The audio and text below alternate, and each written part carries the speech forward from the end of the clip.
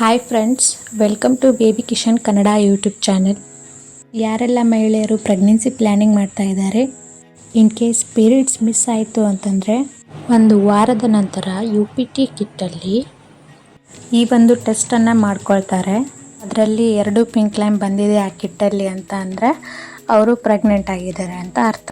But ಸಹಜವಾಗಿ ಒಬ್ಬ ಮಹಿಳೆ ಪ್ರೆಗ್ನೆಂಟ್ ಆದಮೇಲೆ ಅವಳ ದೇಹದಲ್ಲಿ ಆಗುವ ಬದಲಾವಣೆಗಳನ್ನು ತಿಳಿದುಕೊಂಡ್ರೆ ಪೀರಿಯಡ್ಸ್ ಮಿಸ್ ಆಗೋದಕ್ಕೂ ಮುಂಚೆನೇ ನೀವು ತಿಳ್ಕೊಬೋದು ನೀವು ಪ್ರೆಗ್ನೆಂಟ್ ಆಗಿದ್ದೀರಾ ಅಂತ. ಇವತ್ತಿನ ಈ ವಿಡಿಯೋದಲ್ಲಿ ಒಬ್ಬ ಮಹಿಳೆ ಪ್ರೆಗ್ನೆಂಟ್ ಆದ ನಂತರ ಪೀರಿಯಡ್ಸ್ ಮಿಸ್ ಆಗೋದಕ್ಕೂ ಮುಂಚೆ ಕಂಡುಬರುವ ಲಕ್ಷಣಗಳನ್ನು ತಿಳ್ಕೊಳ್ಳೋಣ.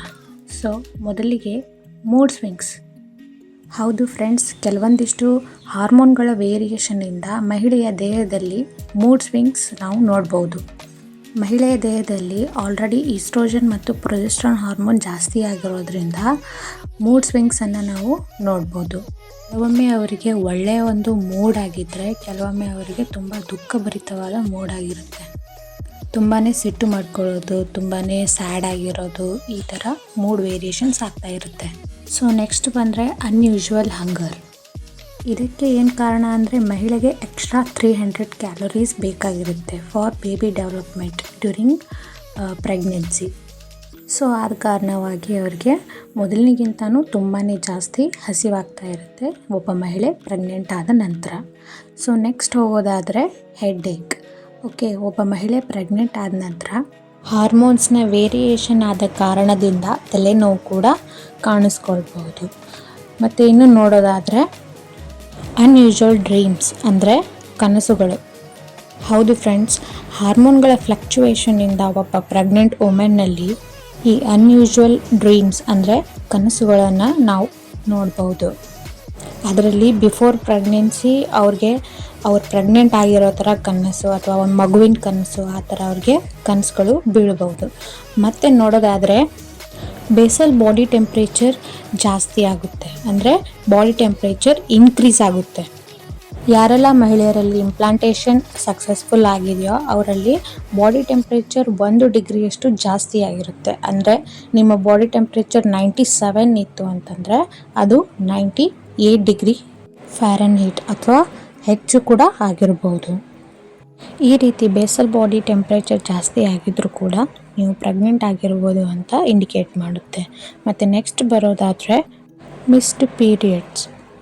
ಇದು ಸಹಜವಾಗಿ ಎಲ್ಲ ಪ್ರೆಗ್ನೆಂಟ್ ವುಮೆನ್ಸ್ಗಳಲ್ಲಿ ಕಂಡುಬರುವ ಒಂದು ಸಹಜವಾದ ಗುಣಲಕ್ಷಣ ಅಂತ ಹೇಳ್ಬೋದು. ನಿಮ್ಮ ಪೀರಿಯಡ್ಸ್ ಮಿಸ್ ಆಗಿದ್ದರೆ ಅದು ಕೂಡ ಇಂಡಿಕೇಟ್ ಮಾಡುತ್ತೆ ನೀವು ಪ್ರೆಗ್ನೆಂಟ್ ಆಗಿದ್ದೀರಾ ಅಂತ. ಎಲ್ಲ ಮಹಿಳೆಯರ ಪೀರಿಯಡ್ಸ್ ಮಿಸ್ ಆಗಿರುತ್ತೋ ಅವರು ಕೂಡ ಪ್ರೆಗ್ನೆಂಟ್ ಆಗಿರಬಹುದು. ಮತ್ತು ನೆಕ್ಸ್ಟ್ ಬರೋದಾದರೆ ವಾಮಿಟಿಂಗ್ ಅಂದರೆ ವಾಂತಿ.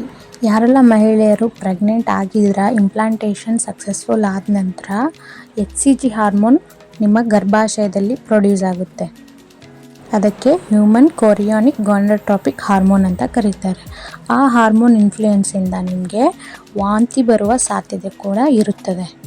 ನಿಮ್ಮ ಪೀರಿಯಡ್ಸ್ ಮಿಸ್ ಆದ ನಂತರ ನಿಮಗೆ ವಾಂತಿ ಆಗೋ ಥರ ಫೀಲ್ ಆಗ್ತಾ ಇದೆ ಅಂತ ಅಂದರೆ ಅದು ಕೂಡ ನೀವು ಪ್ರೆಗ್ನೆಂಟ್ ಆಗಿದ್ದೀರಾ ಅಂತ ಸೂಚಿಸುತ್ತೆ. ಮತ್ತು ನೆಕ್ಸ್ಟ್ ನೋಡೋದಾದರೆ ಸುಸ್ತಿನ ಅನುಭವ ಮಹಿಳೆಯರಲ್ಲಿ ಕಂಡುಬರೋದು ಸಹಜ.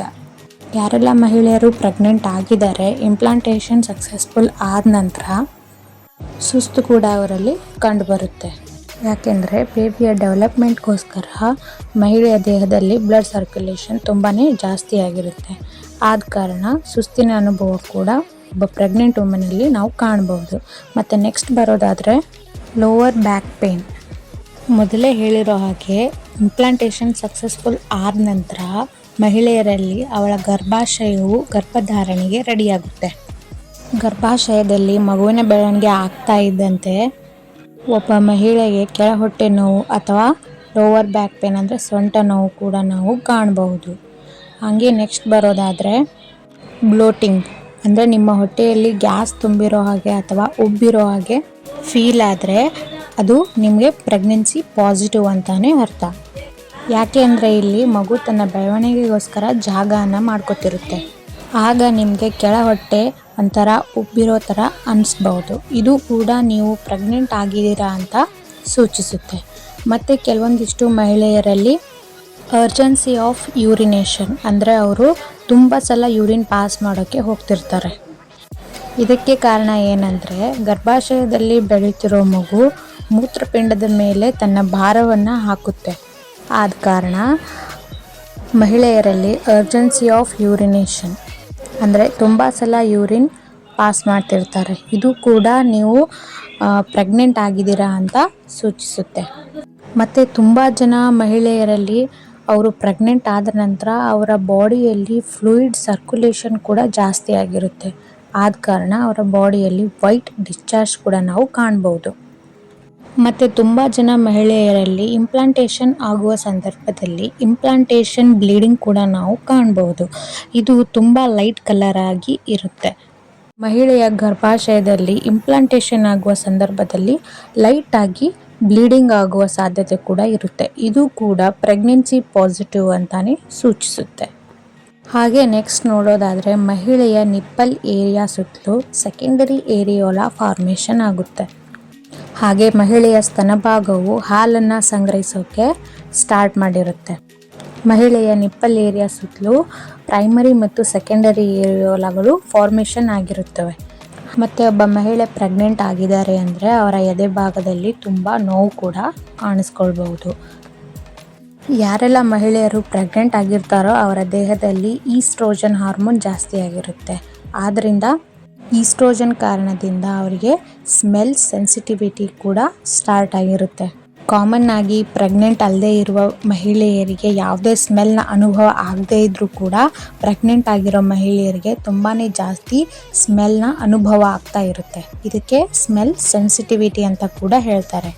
ಯಾಕೆ ಅಂದರೆ ಮಹಿಳೆಯರು ನೈಸರ್ಗಿಕವಾಗಿ ಪ್ರೆಗ್ನೆಂಟ್ ಆಗಿದ್ದಾರೆ ಅಂದರೆ ನೈಸರ್ಗಿಕವಾಗಿ ಅವರ ದೇಹದಲ್ಲಿ ಟಾಕ್ಸಿನ್ಸಿಂದ ಯಾವುದೇ ಪಾಯ್ಸನಿಂದ ದೂರ ಇರಲಿ ಅಂತ ನೈಸರ್ಗಿಕವಾಗಿ ಅವರ ದೇಹದಲ್ಲಿ ಇದು ಸ್ಮೆಲ್ ಸೆನ್ಸಿಟಿವಿಟಿ ಸ್ಟಾರ್ಟ್ ಆಗಿರುತ್ತೆ. ಮತ್ತು ನಿಮ್ಮ ಗರ್ಭಾಶಯದಲ್ಲಿ ಮಗು ಬೆಳೀತಾ ಇದೆ ಅಂದರೆ ಮಗುವಿನ ಬೆಳವಣಿಗೆಗೋಸ್ಕರ ಬ್ಲಡ್ ಕೂಡ ಬೇಕಾಗಿರುತ್ತೆ.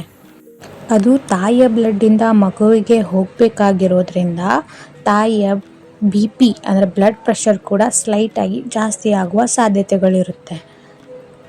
ನಿಮ್ಮ ಬ್ಲಡ್ ಪ್ರೆಷರ್ ಸ್ಲೈಟಾಗಿ ಜಾಸ್ತಿ ಆಗಿದ್ದರೆ ಅದು ಕೂಡ ನೀವು ಪ್ರೆಗ್ನೆಂಟ್ ಆಗಿದ್ದೀರಾ ಅಂತ ಸೂಚಿಸುತ್ತೆ.